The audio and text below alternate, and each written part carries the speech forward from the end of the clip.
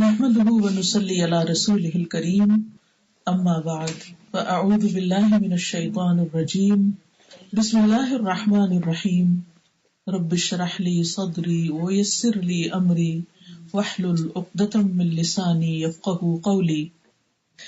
عن ابن عباس رضي الله عنه قال كنت خلف رسول الله صلى الله عليه وسلم يوما فقال يا غلام انی اعلمک کلمات ینفعک اللہ بہن احفظ اللہ یحفظک احفظ اللہ تجدہ تجاہک تعرف الیہ فی الرخاء یعرفک فی الشدۃ اذا سألت فاسأل اللہ واذا استعنت فاستعن باللہ واعلم ان الامة لو اجتمعت على ان ينفعوک بشیء لم ينفعوك إلا بشيء قد كتبه الله لك ولو اجتمعوا على أن يضروك بشيء لم يضروك إلا بشيء قد كتبه الله عليك رفعت الأقلام وجفت الصحف واعلم أن في الصبر على ما تكره خيرا كثيرا وأن النصر مع الصبر وأن الفرج مع الكرب وأن مع العسر يسرا. عبداللہ بن عباس رضی اللہ عنہما سے روایت ہے کہ ایک دن میں رسول اللہ صلی اللہ علیہ وسلم کے پیچھے سوار تھا سواری پر، تو آپ نے فرمایا اے چھوٹے لڑکے، میں تمہیں چند کلمات سکھا رہا ہوں جن کے ذریعے اللہ تمہیں فائدہ دے گا. تم اللہ کے احکام کی حفاظت کرو، اللہ تمہاری حفاظت کرے گا. تم اللہ کی حفاظت کرو، تم اسے اپنے سامنے پاؤ گے.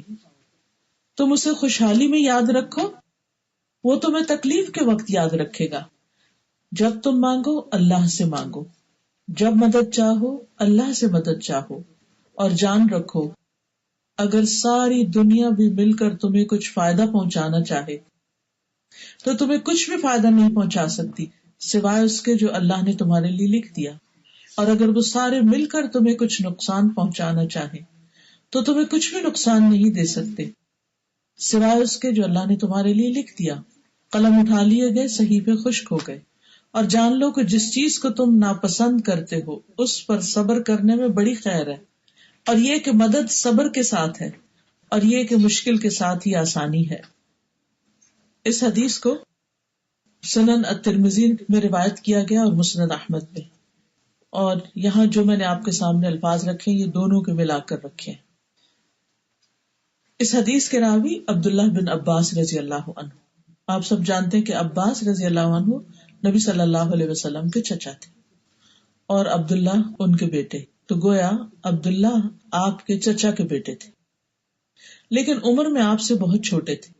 یہ ہجرت سے تقریباً 3 سال پہلے بنو ہاشم میں پیدا ہوئے، اور نبی صلی اللہ علیہ وسلم کی وفات کے وقت ان کی عمر تقریباً 15 سال تھی، یعنی ٹین ایجر تھے. وہ بہت ینگ تھے جب نبی صلی اللہ علیہ وسلم فوت ہو گئے. لیکن عمر کی کمی کے باوجود یہ بہت ہی عقل مند، بہت سمجھدار تھے.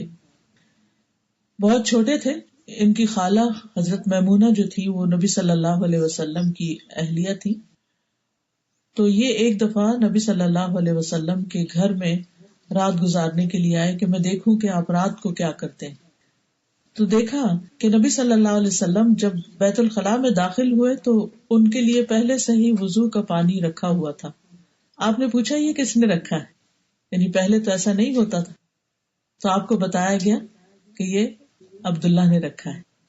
تو آپ نے ان کو دعا دی، اللہم فقہہ فی الدین، اے اللہ اسے دین کی سمجھ بوجھ عطا کر.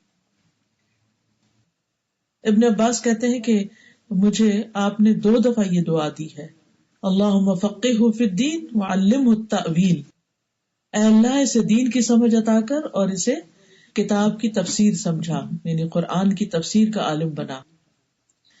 اس سے ایک بات تو یہ پتہ چلتی ہے کہ ابن عباس بہت ہی سمجھدار بچے تھے، اور دوسری بات یہ پتہ چلتی ہے کہ نبی صلی اللہ علیہ وسلم بچوں کو بھی توجہ دیا کرتے تھے. وہ چھوٹے سے تھے، ابھی علم سیکھ ہی رہے تھے کہ آپ نے ان کے لیے بہت زبردست دعا کی کہ اللہ ان کو دین کی سمجھ دے. ایک ہوتا ہے دین کا پڑھنا اور ایک ہوتا ہے اس کو سمجھنا. ایک ہے قرآن کا حفظ کرنا اور ایک ہے اس کو سمجھنا اور سمجھ کر اس کے مطابق عمل کرنا. تب وہ کلام ہمارے حق میں حجت بنتا ہے، ورنہ وہ کلام انسان کے خلاف بھی حجت بن سکتا ہے. تو نبی صلی اللہ علیہ وسلم نے ان کو 2 بار دعا کی کہ اللہ تعالیٰ ان کو حکمت عطا کرے. اللہم علمہ الحکمت، یعنی علم، دین کی سمجھ، حکمت، ان سب چیزوں کی دعا کی. اور ہم دیکھتے ہیں کہ نبی صلی اللہ علیہ وسلم کی یہ دعا ان کے حق میں قبول ہوئی. جب یہ بڑے ہوتے ہیں تو ان کے علم کی کثرت کی بنا پر ان کو حبر الامہ کا خطاب دیا گیا کہ امت کے عالم، عالم امت. اور ان کو بحر بھی کہا جاتا تھا، یعنی سمندر. ان کے پاس سمندر کی طرح کا علم، اوشن آف نالج. اسی طرح ان کو ترجمان القرآن بھی کہا جاتا. عبداللہ بن مسعود کہتے ہیں کہ ابن عباس قرآن کے بہترین ترجمان ہیں، یعنی اس کے معنی خوب بتاتے ہیں، خوب سمجھاتے ہیں آیات کو. ابن عباس کہتے ہیں کہ حضرت عمر جب بڑے بڑے صحابہ کو بلاتے تو مجھے بھی ان کے ساتھ بلا لیا کرتے تھے اور مجھ سے فرماتے کہ جب تک یہ بڑے لوگ بات نہ کر لیں تو تم نے بات نہیں کرنی. یعنی ان کو ساتھ ادب اور مینرز بھی سکھاتے، یعنی ان کو ان کی مجلس میں بٹھاتے لیکن اس کے ساتھ یہ بتاتے کہ بیٹھنا کیسے. ہم بعض اوقات بچوں کو مسجد وغیرہ میں لے جاتے ہیں لیکن ان کو یہ نہیں بتاتے کہ یہ اللہ کا گھر ہے، اس کے آداب کیا ہیں، اس میں کیسے بیٹھنا ہے، یہاں کیا کرنا ہے کیا نہیں کرنا. بچوں کو تو کیا بتائیں گے، ہمیں خود بھی نہیں پتا ہوتا. ہم بعض اوقات وہیں کھاتے پیتے چیزیں پھینک کر چلے آتے ہیں، یا بیٹھتے ہیں تو اتنی زور زور سے ہنسنا شروع کر دیتے ہیں، دنیا کی باتیں شروع کر دیتے ہیں. تو مسجد میں اللہ سے ڈرتے ہوئے داخل ہونا چاہیے. وما كان لهم ان يدخلوها الا خائفين، ان کے لیے جائز نہ تھا کہ وہ مسجدوں میں جاتے مگر ڈرتے ہوئے اللہ سے کہ ہم اللہ کے گھر کے اندر جا رہے. تو ہم سب پر، بڑوں پر بھی اور چھوٹوں پر بھی مسجد کا احترام اور ادب لازم. تو ابن عباس جو تھے ان کو علم کے ساتھ ادب سیکھنے کا بھی موقع ملا. ان کی وفات 68 ہجری میں ہوئی طائف میں، اور ان کا نماز جنازہ جو تھا وہ محمد بن حنفیہ نے پڑھایا. جب یہ چھوٹے تھے تو نبی صلی اللہ علیہ وسلم کے پاس آتے جاتے تھے اور آپ کے ساتھ ایک دن سواری پر بیٹھے ہوئے تھے، اور سواری پر بیٹھ کر جب وہ ان کے پیچھے بھی تھے لیکن اس کے باوجود آپ صلی اللہ علیہ وسلم اس موقع کو ہاتھ سے نہیں جانے دیتے اور ان کو کچھ باتیں سکھاتے ہیں. ہم بھی اپنے بچوں کو اسکول چھوڑنے جاتے ہیں، لینے جاتے ہیں، پک اینڈ ڈراپ دیتے ہیں، کبھی لانگ ڈرائیو پر بھی ان کو لے جاتے ہیں. ہمیں سوچنا چاہیے کہ ہمارا سفر کیسے کٹتا ہے اور ہم اس میں اپنے بچوں کو کیا بات سکھاتے ہیں، کیسی باتیں خود بھی کرتے ہیں اور کیسی باتیں ان کو سکھاتے ہیں. نبی صلی اللہ علیہ وسلم نے سواری پر ان کو یہ حدیث سکھائی جو میں نے آپ کو سنائی ہے، اور اس میں کتنی زیادہ کام کی باتیں ہیں. پہلی بات جو آپ نے فرمائی وہ ہے احفظ اللہ یا غلام، اے بچے، اے بیٹے، اے لڑکے، یعنی پیار سے بلایا. اور ایک اور روایت میں غیلم بھی آتے ہیں، یا چھوٹے سے بچے. احفظ اللہ یحفظ کا، تم اللہ کے احکام کی حفاظت کرو، اللہ تمہاری حفاظت کرے گا. مطلب کیا ہے کہ تم اللہ تعالیٰ کی حدود، اس کی شریعت، اس کے احکامات پر عمل کرو.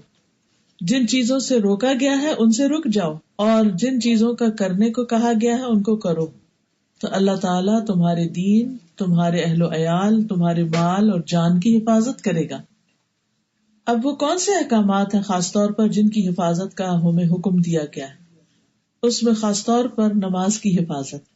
قرآن مجید میں کامیاب لوگوں کی صفت جو بتائی گئی ہے وہ یہ ہے کہ والذین هم علی صلواتہم یحافظون، کہ وہ اپنی نمازوں کی حفاظت کرتے ہیں. سورۃ البقرہ میں اللہ تعالیٰ فرماتے ہیں حافظوا علی الصلوات والصلاۃ الوسطی وقوموا للہ قانتین، سب نمازوں کی حفاظت کرو، خصوصاً درمیانی نماز کی، اور اللہ کے لیے فرما بردار ہو کر کھڑے رہو. درمیانی نماز کون سی؟ عصر کی نماز، کیونکہ اس وقت سورج غروب ہونے کے قریب ہوتا ہے نا، یعنی جلدی وہ وقت گزر جاتا ہے. اور سب لوگ، اب تو بہت لائٹس ہیں، رات بھی دن بن گئی ہیں، لیکن اس وقت لوگ جو تھے وہ دن کے آخری حصے میں اپنے کاروبار سمیٹ رہے ہوتے تھے، تو جلدی ہوتی تھی اور سب کو یہ ہوتا تھا کہ اندھیرا ہونے سے پہلے پہلے ہم کام سمیٹ لیں، یا یہ کہ اندھیرا ہونے سے پہلے پہلے گھر پہنچ جائیں. اب آپ دیکھیے کہ آج بھی آپ لوگوں کو دیکھتے ہیں کہ سب سے زیادہ رش آور کون سا ہوتا ہے؟ یہ عصر کے بعد کا ہی ہوتا ہے. تو اس نماز پر توجہ کی ضرورت ہے.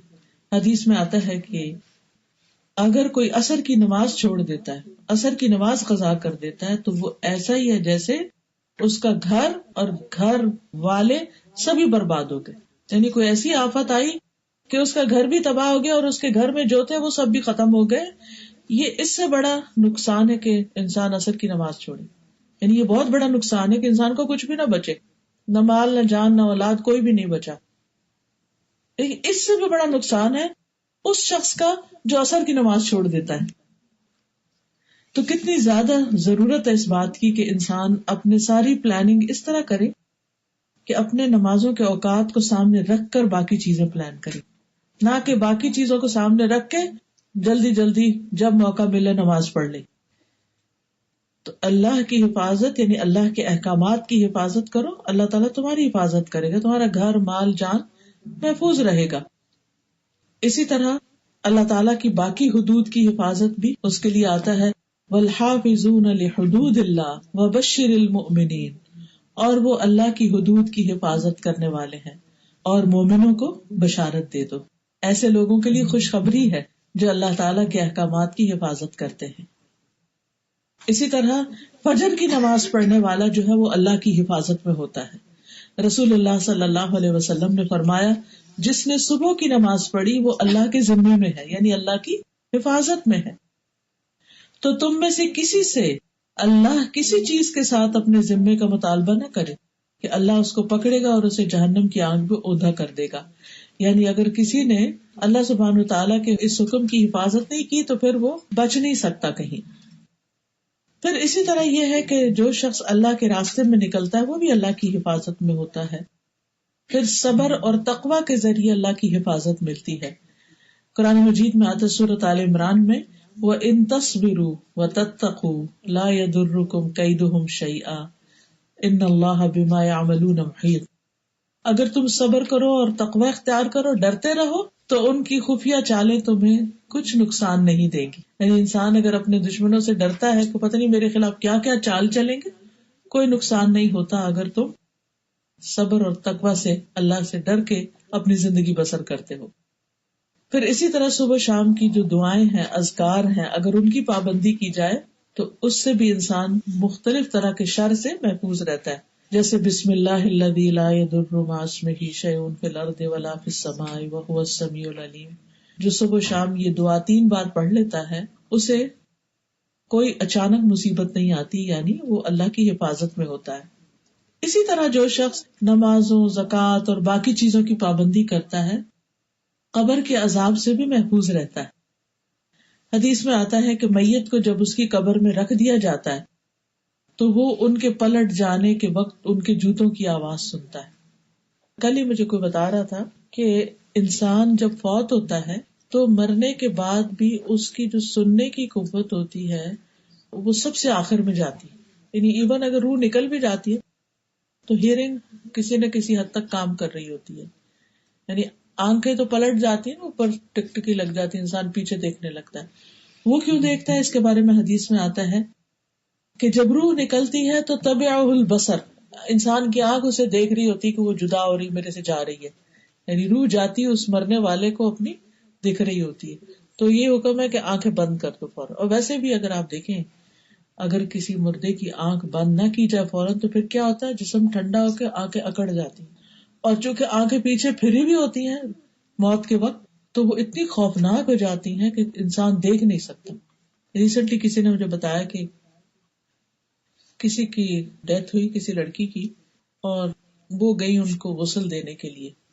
ویسے تو کسی کے مرنے کے بعد اس کی کوئی چیز نہیں بتانی، جب آپ کو تو پتہ ہی نہیں کہ کون ہے کون نہیں، تو صرف عبرت کے لیے چھوٹی سی بات کرتی ہوں. تو وہ کہنے لگی کہ ان کے مرنے کے بعد کسی نے ان کی آنکھیں نہیں بند کی، اور وہ بچی کی ڈیتھ بھی اچانک ہوئی تھی، ینگ لڑکی تھی، اور اس نے فل میک اپ بھی کیا ہوا تھا اور مصنوعی پلکیں لگی ہوئی تھی اور اندر لینزز تھے.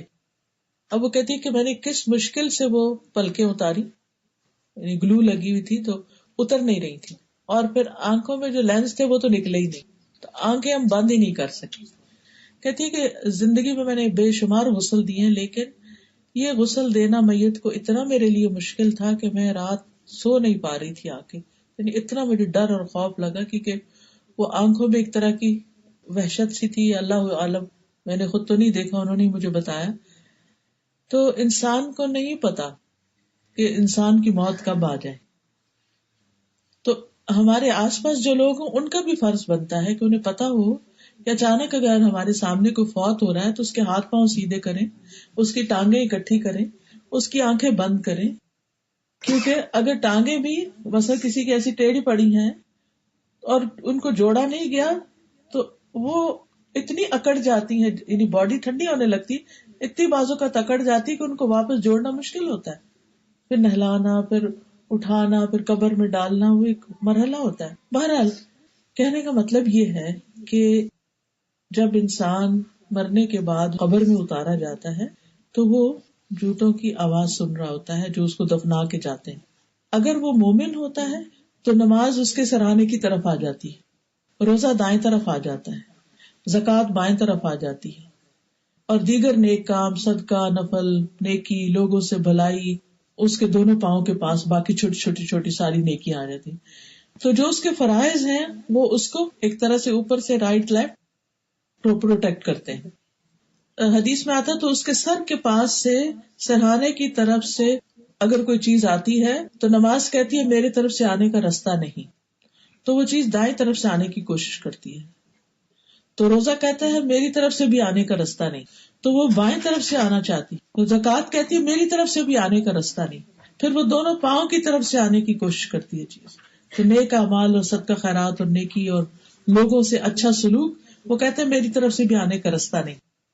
طبرانی کی روایت میں آتا ہے کہ آدمی کے پاس اس کی قبر میں آیا جاتا ہے، بس جب اس کے سرہانے کی جانب سے آیا جاتا ہے تو قرآن کی تلاوت اسے دھکیل دیتی، کیونکہ قرآن جتنا یاد ہوتا ہے انسان نمازوں میں پڑھتا ہے تو وہ اس کو دھکیل دیتی ہے. جب دونوں طرف سے ہاتھوں کی طرف سے کوئی چیز آتی ہے تو صدقہ دھکیل دیتا ہے کیونکہ انسان اپنے ہاتھوں سے دیتا ہے، اور جب پاؤں کی طرف سے آتی ہے تو اس کا مسجد کی طرف جانا اس کو دور کر دیتا ہے. تو مطلب یہ ہے کہ مختلف نیکیاں جو مختلف لوگوں کی ہوتی ہیں قبر میں بھی ان کی حفاظت کرتی ہیں. نیکی دنیا میں بھی حفاظت کا ذریعہ ہے، نیکی مرنے کے بعد بھی انسان کی حفاظت کا ذریعہ ہے. اسی طرح انسان جو اپنی زبان کی حفاظت کرتا ہے، اپنی نگاہوں کی حفاظت کرتا ہے، تو وہ بھی اللہ تعالیٰ کے عذاب سے بچتا ہے. نبی صلی اللہ علیہ وسلم نے فرمایا 3 طرح کی آنکھیں قیامت کے دن جہنم کی آگ کو نہ دیکھ سکیں گی. یہ جہنم کا منظر ہی بڑا خوفناک ہے.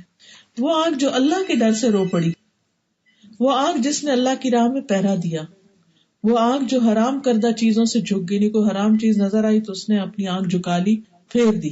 فحش سین اور بے حیائی کی چیزیں، ننگی تصویریں اور ننگے لوگ، اگر کوئی چیز سامنے آ گئی تو اس نے اپنی نگاہ پھیر لی، حرام چیزوں کی طرف نہیں دیکھا. تو نبی صلی اللہ علیہ وسلم نے بچپن میں ہی اپنے اس بچے کو جو کزن تھے آپ کے، کیا سکھایا کہ تم اللہ کے احکام کی حفاظت کرو، اللہ تمہاری حفاظت کرے گا. تو ہمیں بھی اپنے چھوٹے بچوں کو یہ بات بتانی چاہیے کہ بچوں تم اللہ تعالیٰ کے احکامات مانو گے تو اللہ تعالیٰ تمہیں پروٹیکٹ کرے گا. کیونکہ آپ نے دیکھا ہوگا بچوں میں خوف ہوتے ہیں طرح طرح کے، کوئی چیز دیکھ لیتے ہیں وہ ڈرنے لگ جاتے ہیں. تو اس ڈر سے ان کو کیسے نکالا جائے؟ ان کو بتایا جائے کہ جب آپ اللہ کا نام لیں گے اللہ آپ کے ساتھ ہے، آپ کو ڈرنے کی ضرورت نہیں، کوئی چیز آپ کو نہیں نقصان دے گی. اسی طرح فرمایا احفظ اللہ تجدہ تجاہک، اللہ کے احکام کی حفاظت کرو تم اسے اپنے سامنے پاؤ گے، یعنی اللہ تعالیٰ تمہارے ساتھ ہے. حدیث میں آتا ہے ابن آدم میری طرف کھڑا ہو میں تیری طرف چل کے آؤں گا، تو میری طرف چل کر آ میں تیری طرف دوڑ کر آؤں گا. انسان اللہ کی طرف جائے تو صحیح، اللہ سبحانہ تعالیٰ اس کی مدد کے لیے آتا ہے.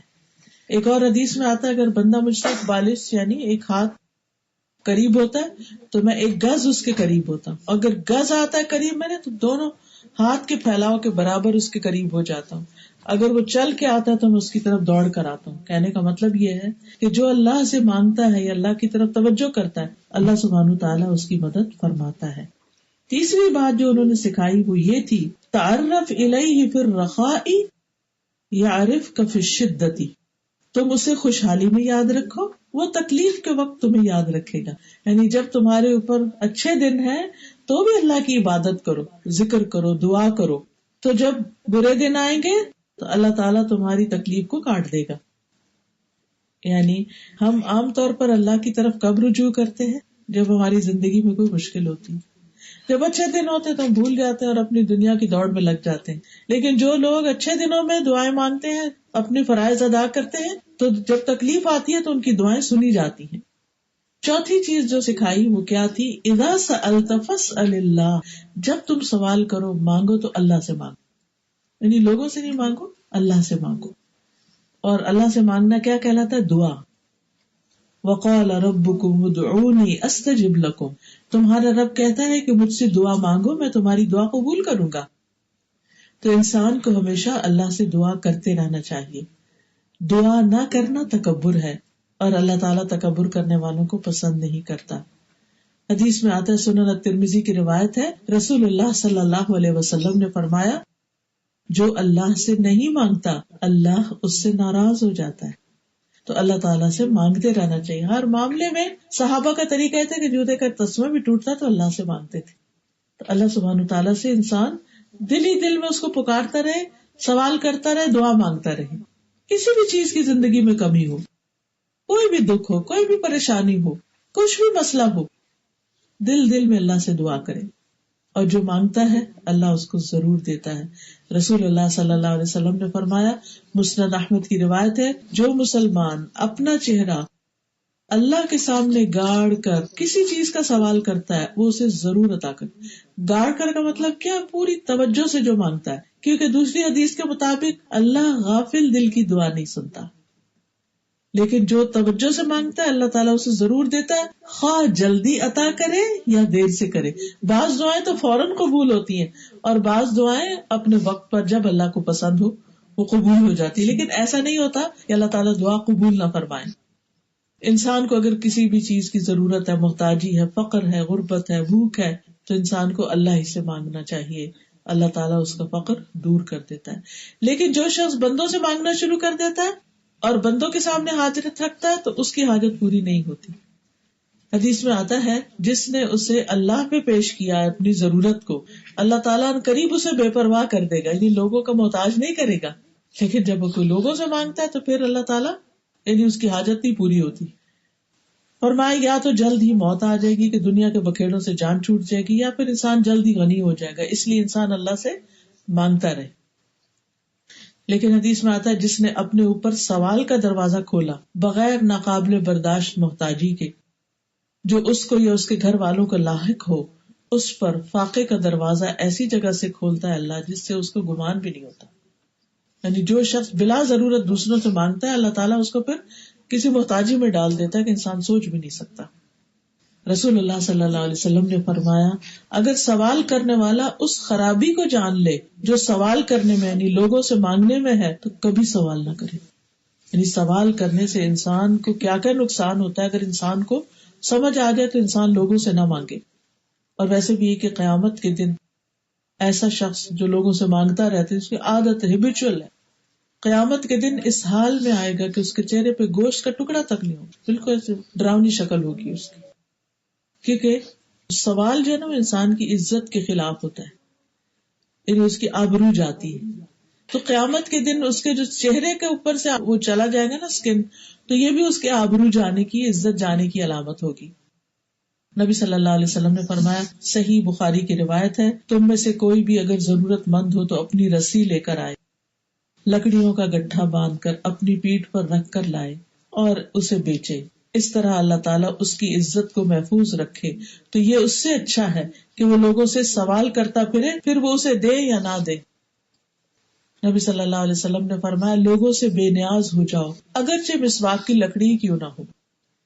یعنی لوگوں سے توقع نہ رکھو، لوگوں سے لالچ نہ رکھو، بلکہ اپنی کوشش کر کے، محنت کر کے اپنی ضروریات پوری کرو. نبی صلی اللہ علیہ وسلم نے فرمایا، کون ہے جو مجھے ضمانت دے کہ وہ لوگوں سے کچھ نہیں مانگے گا، میں اس کے لیے جنت کی ضمانت دوں گا. تو سیدنا ثوبان کہتے ہیں، یعنی جن کو آپ نے یہ حدیث سنائی کہ اس کے بعد وہ کسی سے کچھ نہیں مانگتے تھے. تو اذا سألت فاسأل اللہ کا یہ معنی ہے دیگر احادیث کی روشنی میں. پانچویں چیز جو آپ نے سکھائی. اب آپ دیکھیے کہ بچوں کو اگر آپ یہ باتیں سکھاتے ہیں تو کتنی جلدی میچور ہو جائیں گے, کتنے سمجھدار ہو جائیں گے. کیونکہ چھوٹے بچے ہوتے ہیں نا, وہ جہاں کہیں جاتے ہیں ان کو کچھ پسند آ جاتا ہے, خالہ کے گھر گئے, ماموں کے گھر گئے, بچوں دوسروں کے کھلونے دیکھے, وہ اس کے پیچھے لگ جاتے ہیں, یہ ہم نے لینا, ساتھ لے کے چلنے لگتے ہیں.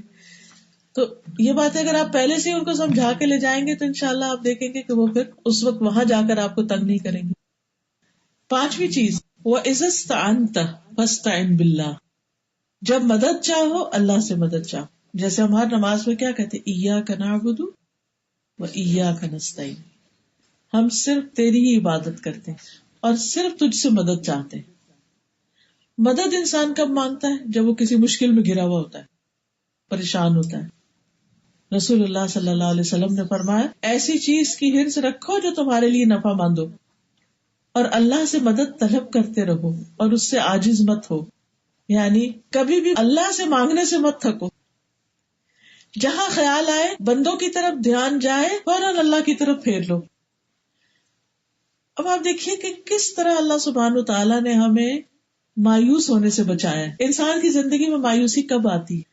جب وہ اپنے جیسے انسانوں سے توقعات رکھتا ہے, ایکسپیکٹیشنز ہوتی ہیں اس کی, اور وہ بیچارے پوری نہیں کر پاتے, پھر انسان پریشان ہوتا ہے, ناراضگیاں ہوتی ہیں, شکوے شکایتیں ہوتی ہیں, اس نے میرے لیے یہ نہیں کیا, اس نے میرے لیے یہ نہیں کیا.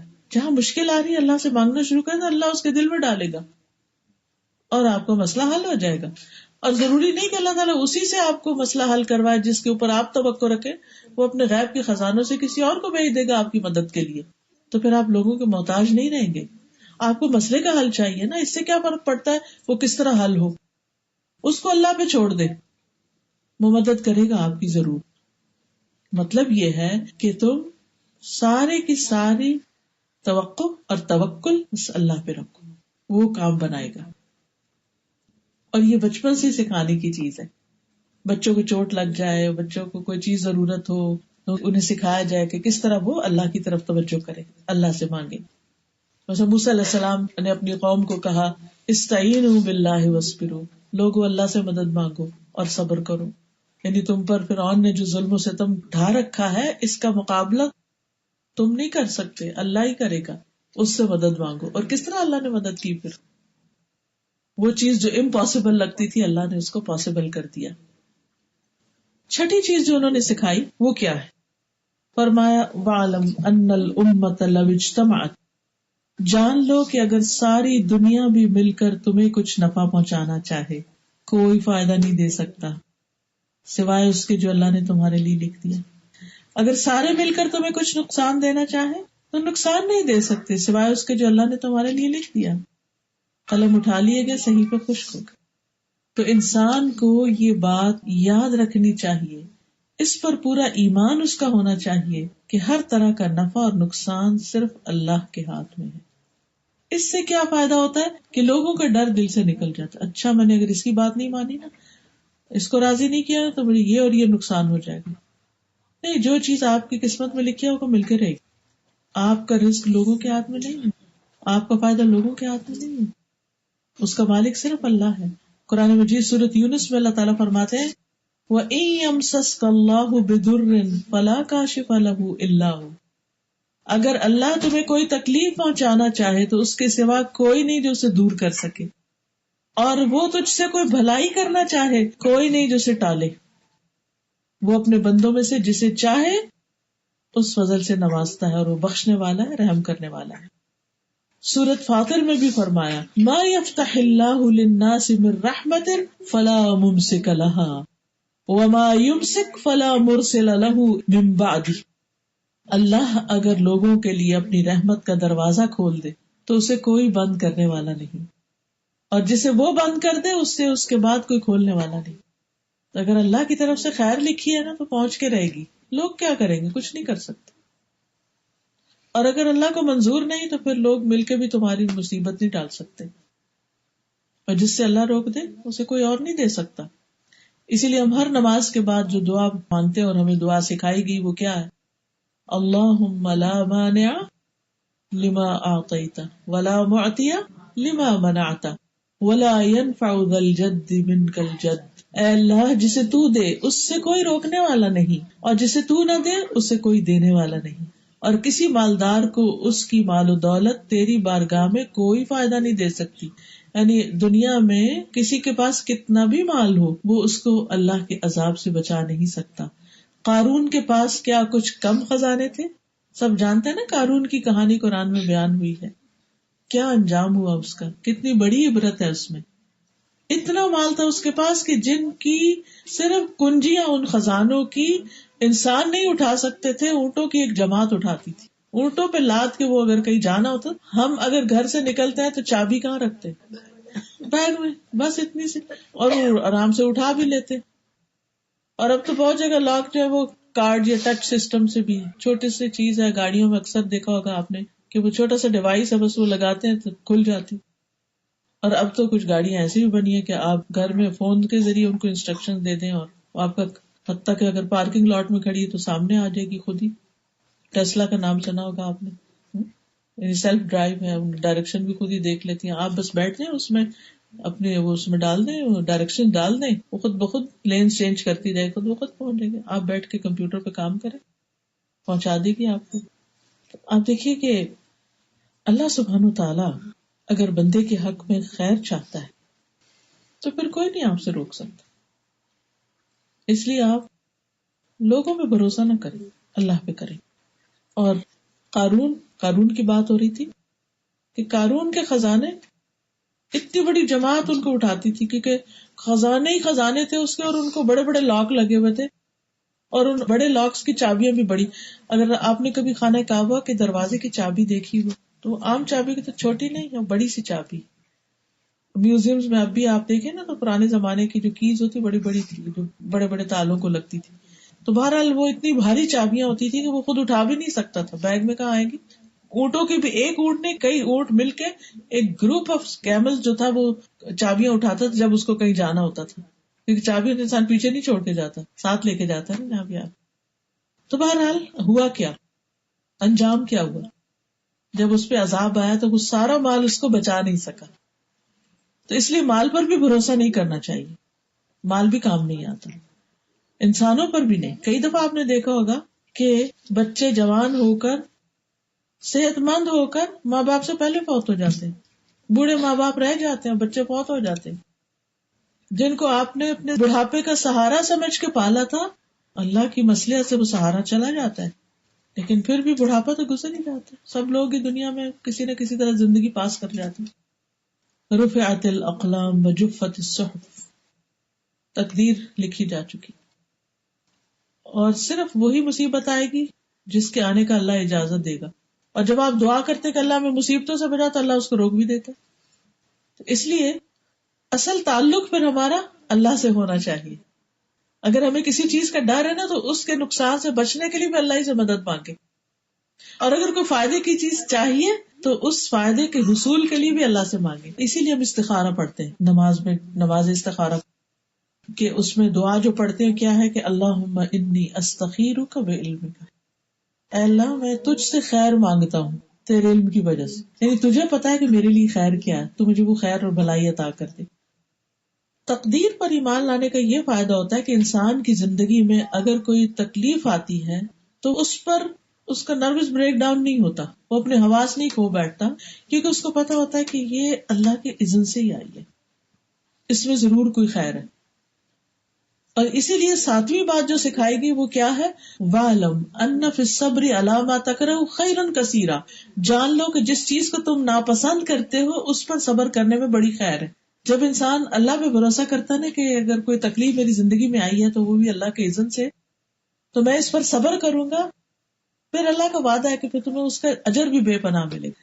کچھ چیزیں انسان اپنی زندگی میں اپنے لیے پسند نہیں کرتا، اس کو بہت ناگوار ہوتی ہیں.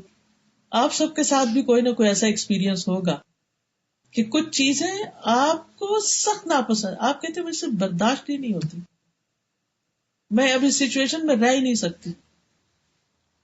میں رات اپنے ہسبینڈ کو بتا رہی تھی، کوئی دن نہیں جاتا کہ جب کوئی شخص کوئی خاتون اپنا یا بچے کا کوئی نہ کوئی ایسا مسئلہ نہ مجھے بتائے کہ جس میں وہ سخت تکلیف سے گزر رہی ہیں، یا ہسبینڈ کی طرف سے پرابلم ہے، یا کہ جاب وغیرہ کا مسئلہ، یا پھر اپنے بچے کا کوئی مسئلہ. یعنی ہر انسان کسی نہ کسی چیز سے آزمایا جا رہا ہے. وہ اس آزمائش کو اپنے لیے بہت برا سمجھتا ہے اور کہتا ہے مجھ سے صبر نہیں ہوتا.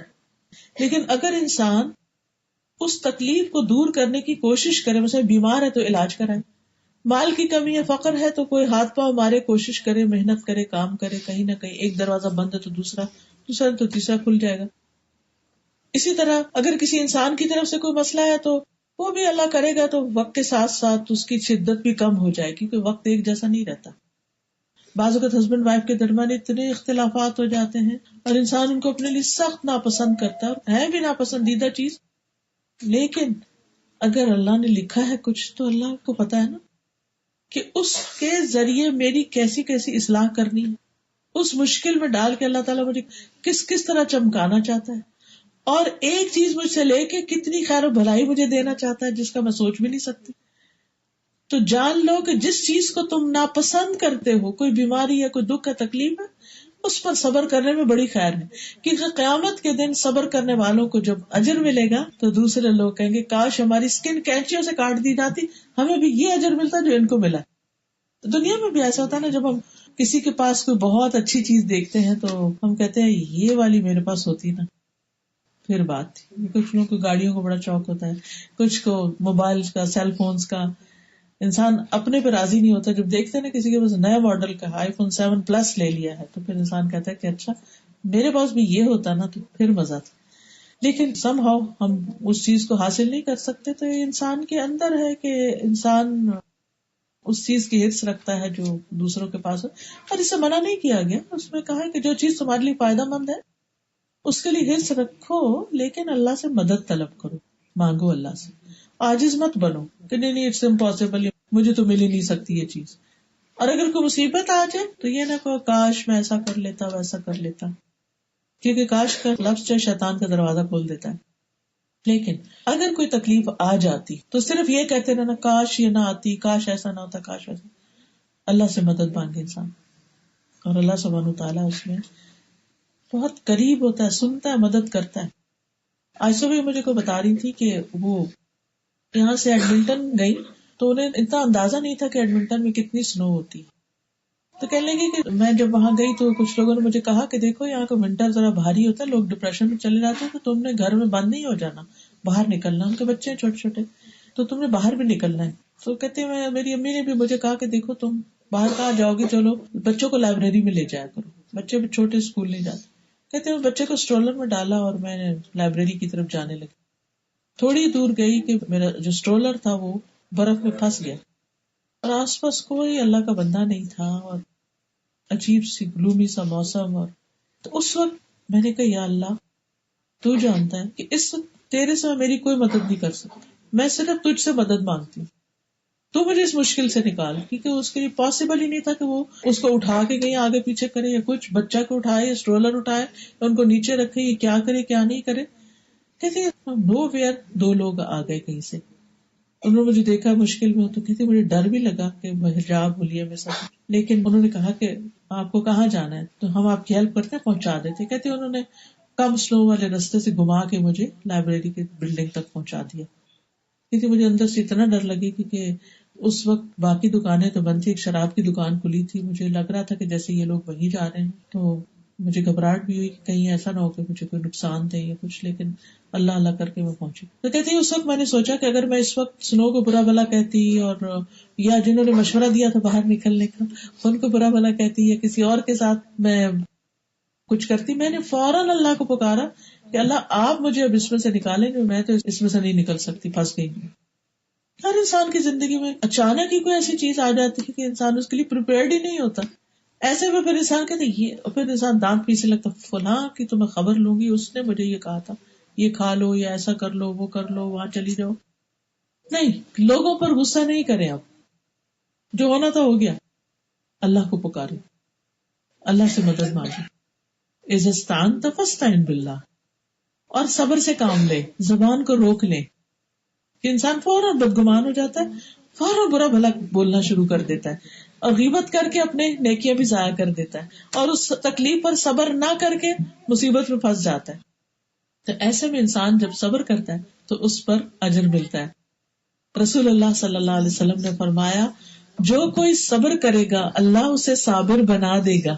وہ کہتے ہیں نا مجھ سے صبر نہیں ہوتا، نہیں، جو صبر کرے گا اللہ اس کو صبر دے گا. تو جب تک کرنا چاہے گا اللہ اس کو صبر دے گا. اور اللہ نے کسی کو صبر سے بڑھ کر وسعت والی نعمت عطا نہیں کی. صبر نعمت، جی ہاں نعمت، کہ انسان تکلیف میں اپنے آپ کو سنبھالے اللہ کو پکار کر اللہ کی مدد کے ساتھ. نبی صلی اللہ علیہ وسلم نے فرمایا وہ مومن جو لوگوں سے ملتا جلتا ہے اور ان کی طرف سے آنے والی تکالیف پر صبر کرتا ہے اس مومن سے اجر و ثواب میں کہیں زیادہ ہے جو لوگوں سے میل جول نہیں رکھتا اور نہ ہی ان کی طرف سے آنے والی تکلیفوں پر صبر کرتا ہے. یعنی یہ اس مومن کے بارے میں ہے جو گھل مل کے نہیں رہتا. اور گھل مل کے رہنے میں کیا ہوتا ہے، اس کی بات سنی تو دل پہ لگ گئی، اس نے کچھ کہہ دیا وہ مائنڈ کر گیا، کوئی غیبت سنا دی کسی کو، تو انسان کی طبیعت خراب ہونے لگتی ہے بعض اوقات میل ملاقات سے. لیکن مجبوراً پھر انسان اکیلا بھی تو نہیں رہ سکتا، آپ کو نکلنا ہی ہوتا ہے لوگوں. تو لوگوں کی تکلیفیں برداشت کرنا اجر و ثواب کا باعث ہے بنسبت اس کے انسان آئسولیٹ ہو جائے، صرف اپنی دنیا میں گم ہو جائے. آپ دیکھیں ڈپریشن کب ہوتا ہے، جب انسان لوگوں سے میل جول چھوڑ دیتا ہے، کسی سے ملتا جلتا نہیں، بات نہیں کرتا، کسی کو اپنا دکھ نہیں سناتا، کسی کا دکھ سنتا نہیں، کسی کے کام نہیں آتا، نہ کوئی اس کے کام آتا ہے. دیکھیں نا گھر والے بھی، آس پاس کے دوست بھی تنگ آ جائے تو اس کو کہتے ہیں اس کو تو اس کے حال پہ چھوڑ دو، کسی سے منہ بات ہی نہیں کرتا.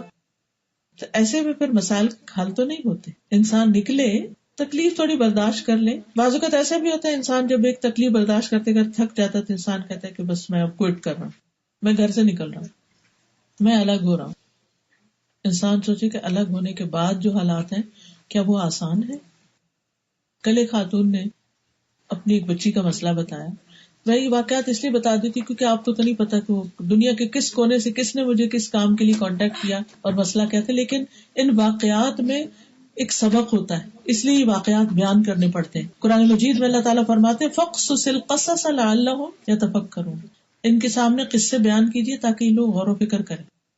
ہماری ایک جاننے والی تھی تو انہوں نے کچھ سال پہلے شادی کی. شادی ان کی ذرا لیٹ عمر میں ہوئی، تقریباً 40 کے قریب تھی وہ.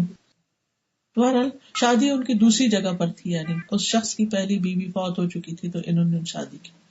شادی سے پہلے بھی مجھ سے انہوں نے مشورہ کیا. اس وقت میں نے ان سے کہا کہ اس عمر میں عام طور پر انڈرسٹینڈنگ ذرا مشکل ہوتی ہے تو بس صبر سے کام لینا ہوگا. خیر شادی ہو گئی. شادی کے بعد فوراً ہی ایک بچی اللہ نے دے دی. ہوا وہی کچھ عرصے کے بعد انبن شروع ہو گئی اور وہ اتنی ایکسٹریم پہ پہنچی کہ انہوں نے کہا کہ میں اب ان کے ساتھ نہیں رہ سکتا.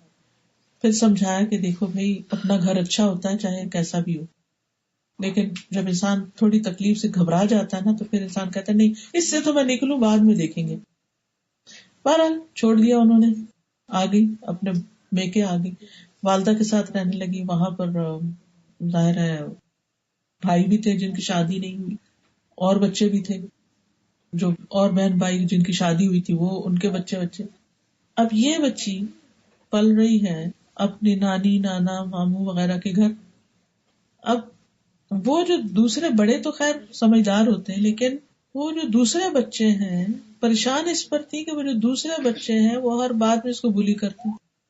وی hate you, we don't like you, آپ یہاں کیوں ہیں، آپ کے ابا نے آپ کو چھوڑ دیا، آپ کا کوئی بھی نہیں ہے، اپنے گھر جاؤ، یہاں کیوں رہتے ہو، وغیرہ وغیرہ. بچے ہیں ادھر ادھر سے بڑوں سے کوئی بات سن لیتے کوئی ادھر سے. تو وہ بتا رہی تھی کہ میری بچی بہت انٹیلیجنٹ ہے لیکن اس شدید دباؤ کا شکار ہو رہی ہے کزنز کی باتیں سن کر. اور کہا تمہارے ابا کی طرف سے تمہارے کوئی کزن تمہیں نہیں ملتے کیونکہ وہ تمہیں پسند نہیں کرتے. ہوتا ہی ہے نا جب طلاق وغیرہ ہو جاتی ہے، سیپریشن یا خلا جو بھی، تو پھر وہ ان کے پورے خاندان سے انسان کٹ جاتا ہے. اب اگر بچے ہو تو وہ بھی سارے خاندان سے کٹ گئے. ایک مشکل سے نکلنے کے لیے انسان خود بھی اور بچے بھی کس قدر اور مشکلات میں آ جاتے. ٹھیک ہے ایک شخص کے ساتھ رہنا بڑا مشکل ہے لیکن اس سے الگ ہو کے رہنا کیا آسان؟ وہ بھی آسان نہیں. میں نہیں کہتی کہ اللہ نے اس چیز کی اجازت نہیں دی، لیکن انسان چھوٹی چھوٹی تکلیفوں پر بہت بڑے بڑے سٹیپ نہ لے فوراً. صبر سے کام لے، حسن سلوک سے کام لے، نبھانے کی کوشش کرے. دوسرا اچھا نہیں بھی کرتا تو احسان کرے، شاید اس کا دل نرم ہو جائے. لیکن اگر کوئی چارہ نہیں اور کوئی فیصلہ ہو ہی ایسا گیا تو پھر صبر کرے، اللہ سے اچھے اجر کی توقع رکھے. کیونکہ کچھ چیزیں آپ کے ہاتھ میں نہیں ہوتی، آپ رہنا بھی چاہتے ہیں، دوسرے آپ کو رکھنا نہیں چاہتے، پھر آپ کیا کریں؟ آپ کے پاس چوائس ہی نہیں. ایسے میں پھر انسان صبر سے کام لے. تو بہرحال جب انسان صبر کرتا ہے تو انسان کے درجے بلند ہوتے ہیں. بعض نیکیوں پر انسان بلند درجوں تک نہیں پہنچتا جتنا تکلیفوں پہ صبر کر کے پہنچتا ہے. اور پھر 8ویں بات جو آپ نے سکھائی وہ تھی وَأَنَّ النَّصْرَ مَعَ الصَّبْرِ، مدد صبر کے ساتھ ہے، یعنی صبر کے نتیجے میں مدد آتی ہے اللہ کی. ایک وقت ہوتا ہے تکلیف کا، جب وہ گزر جاتا ہے تو پھر حالات میں وسعت آ جاتی، مشکلات آسان ہو جاتی ہیں. اللہ تعالیٰ فرماتے ہیں سورۃ البقرہ میں یا ایھا الذین آمنوا استعینوا بالصبر والصلاۃ ان اللہ مع الصابرین.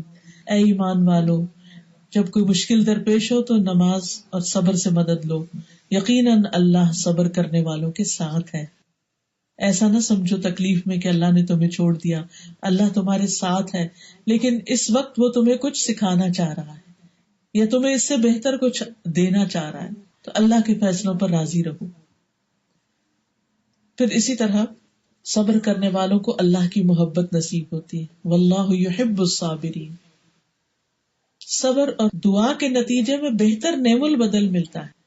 الذین اذا اصابتهم مصیبۃ قالوا انا للہ وانا الیہ راجعون اولئک علیہم صلوات من ربہم ورحمہ.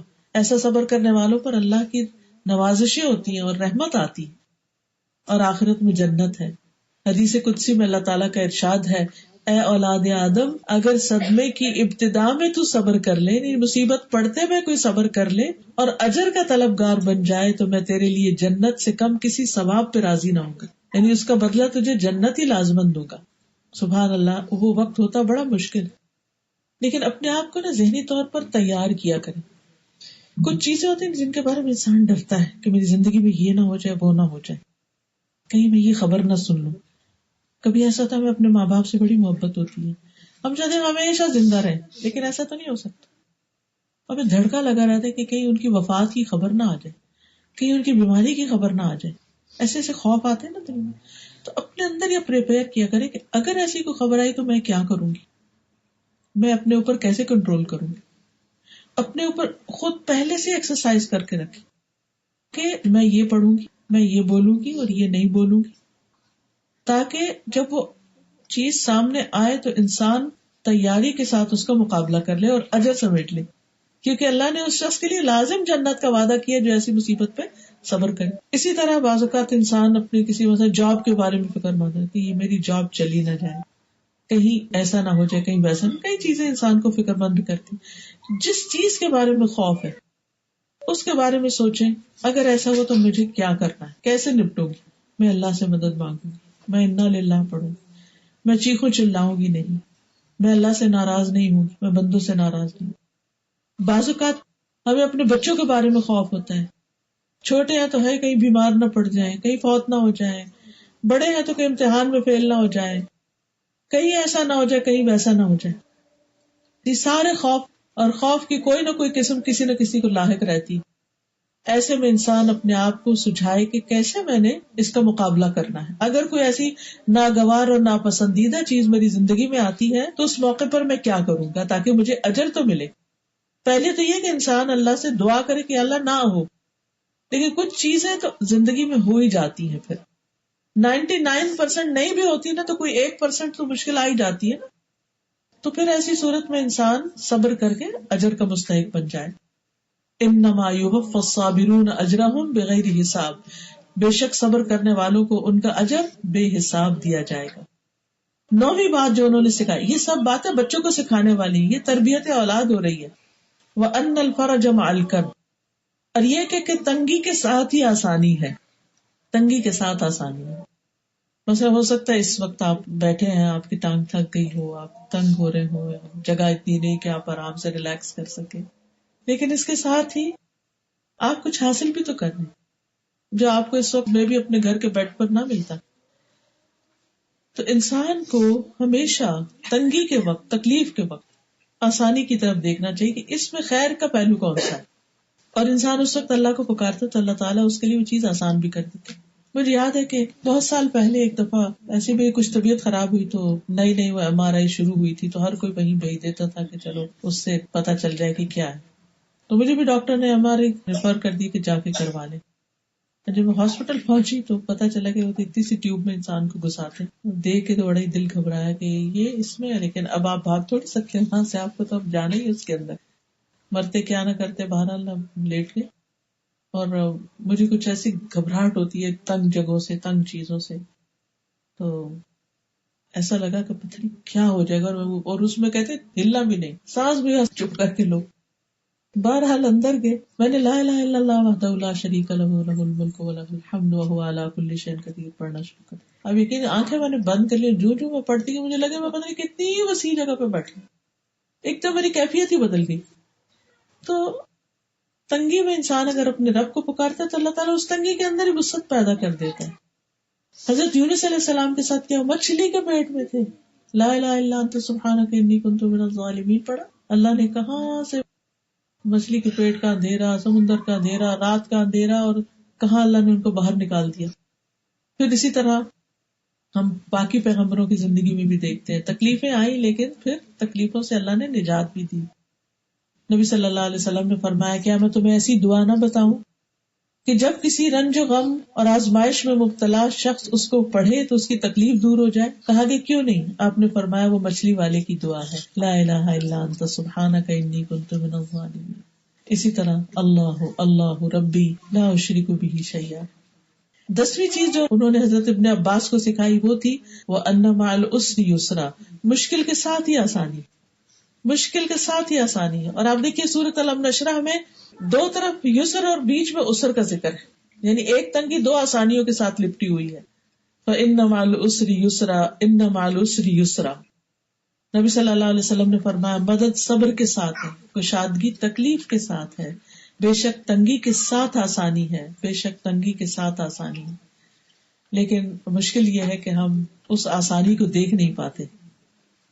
مثلا جب انسان نماز پڑھ رہا ہوتا ہے، تھک بھی رہا ہوتا ہے، لیکن آپ دیکھیے کہ پڑھنے کے ساتھ ساتھ اگر آپ پڑھتے جائیں، نوافل بھی پڑھیں اور ساری، تو آپ کے جسم میں ایک فلیکسیبلٹی آ جاتی. آپ نے دیکھو کہ صبح جب آپ اٹھتے ہیں تو بازو کا جسم اکڑا ہوا ہوتا ہے، جو نماز آپ پڑھنا شروع کرتے ہیں تو کیا ہوتا ہے، اینڈ آف سلاد یا ریلیکس. آپ ویسے بھی ایکسرسائز کرتے ہیں تو آپ نماز ہی زیادہ پڑھ لیں، ایکسرسائز بھی ہو جائے گی بیچ میں.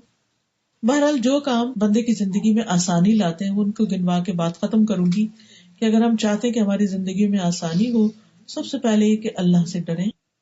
اور اللہ سے ڈرنے کا مطلب یہ ہوتا ہے کہ انسان لوگوں کے سامنے اور چھپ کے وہ کام کرے جو اللہ کو پسند ہے، اللہ کی ناراضگی کے کام چھوڑ دے، یعنی تقوی اختیار کرے.